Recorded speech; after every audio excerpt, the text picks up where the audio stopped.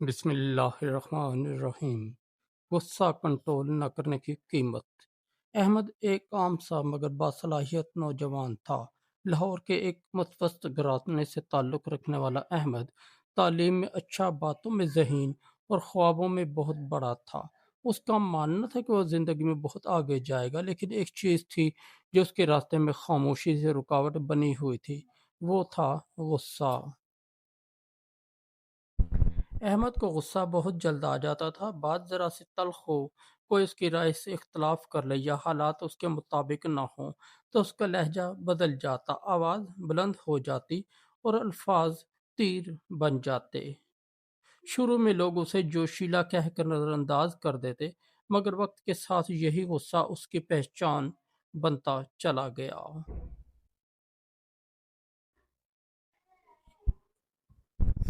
پہلا نقصان، رشتوں کی ٹوٹ پھوٹ۔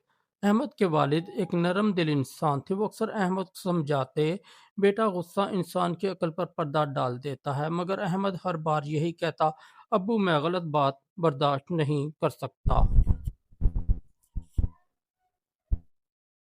ایک دن معمولی سی بات پر احمد نے والد کے سامنے اونچی آواز میں جواب دے دیا۔ گھر میں خاموشی چھا گئی۔ والد نے کچھ نہیں کہا، مگر ان کی آنکھوں میں نمی تھی۔ اسی دن احمد نے پہلا نقصان اٹھایا۔ اپنوں کے دل میں دراڑ۔ وقت کے ساتھ دوست بھی کم ہوتے گئے۔ جو اسے سچ بتاتا اس کے غصے کی زد میں آ جاتا، جو خاموش رہتا وہ دور ہو جاتا۔ احمد اکیلا ہوتا چلا گیا، مگر اسے احساس نہ ہوا۔ دوسرا نقصان، کیریئر کا زوال۔ یونیورسٹی کے بعد احمد کو ایک اچھی کمپنی میں نوکری مل گئی۔ شروع میں سب کچھ ٹھیک تھا، باس اس کی محنت سے خوش تھا، کولیگز اس کی ذہانت کے قائل تھے۔ ایک میٹنگ میں باس نے احمد کے پروجیکٹ پر تنقید کر دی۔ یہ تنقید احمد کے لیے ناقابل برداشت تھی۔ وہ جذبات میں آ گیا اور سب کے سامنے تلخ جواب دے دیا۔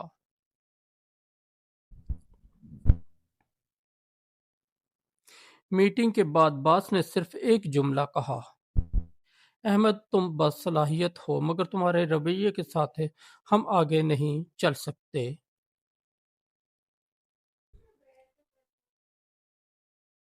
چند دن بعد احمد کو نوکری سے نکال دیا گیا۔ یہ اس کے غصے کی دوسری قیمت تھی، کیریئر کا نقصان۔ تیسرا نقصان، خود اعتمادی کی ٹوٹ پھوٹ۔ نوکری جانے کے بعد احمد کے اندر عجیب سا خالی پن آ گیا۔ وہ خود کو درست ثابت کرنے کی کوشش کرتا رہا، غلط وہ تھے، میں نہیں۔ مگر رات کی تنہائی میں ایک سوال بار بار اس کا پیچھا کرتا، اگر واقعی سب غلط ہیں تو ہر بار نقصان مجھے ہی کیوں ہوتا ہے؟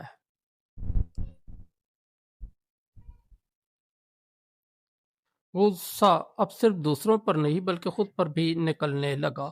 وہ خود کو کوسنے لگا، ماضی کے لمحے یاد کر کے دل جلانے لگا۔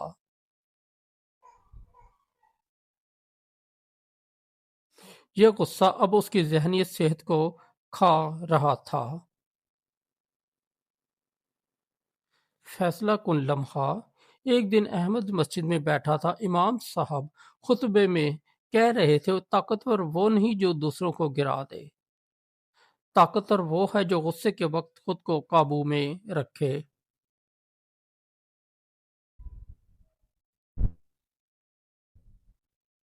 یہ جملہ احمد کے دل میں تیر کی طرح لگا۔ اچانک اسے اپنے والد کی نم آنکھیں، باس کی مایوس آواز اور اپنی تنہائی یاد آ گئی۔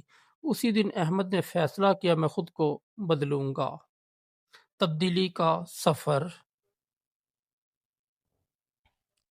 یہ سفر آسان نہیں تھا۔ جب غصہ آتا احمد خاموش ہو جاتا۔ وہ بولنے سے پہلے 10 تک گنتا، وضو کرتا، ٹہلنے لگ جاتا یا کاغذ پر اپنے جذبات لکھ لیتا۔ اس نے سیکھا کہ ہر بات کا جواب دینا ضروری نہیں، ہر اختلاف دشمنی نہیں، خاموشی کمزوری نہیں بلکہ طاقت ہے۔ آہستہ آہستہ لوگ دوبارہ اس کے قریب آنے لگے۔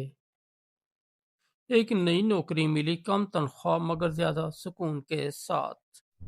والد نے ایک دن مسکرا کر کہا، اب میرا بیٹا بڑا ہو گیا ہے۔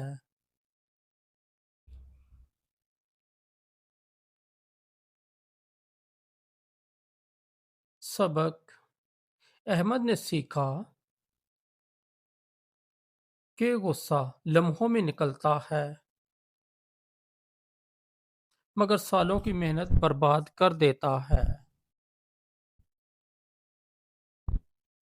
غصہ کنٹرول نہ کرنے کی قیمت: ٹوٹے ہوئے رشتے، برباد کیریئر، کھویا ہوا سکون،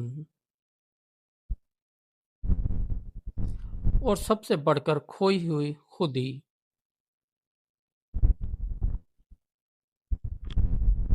اختتامی پیغام: اگر آپ بھی اکثر کہتے ہیں میرا غصہ بس آ ہی جاتا ہے، تو یاد رکھیں غصہ مسئلہ نہیں، غصے پر قابو نہ ہونا مسئلہ ہے۔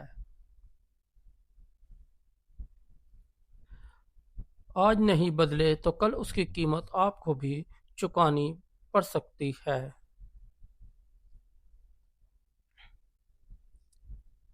دوستو، اگر آپ کو ہماری سٹوری اچھی لگی ہے تو اس چینل کو سبسکرائب کر دیں، اس ویڈیو کو لائک اور دوستوں کے ساتھ شیئر کر دیں۔ ہم اسی طرح روزانہ آپ کے لیے موٹیویشن سٹوریاں لاتے رہیں گے۔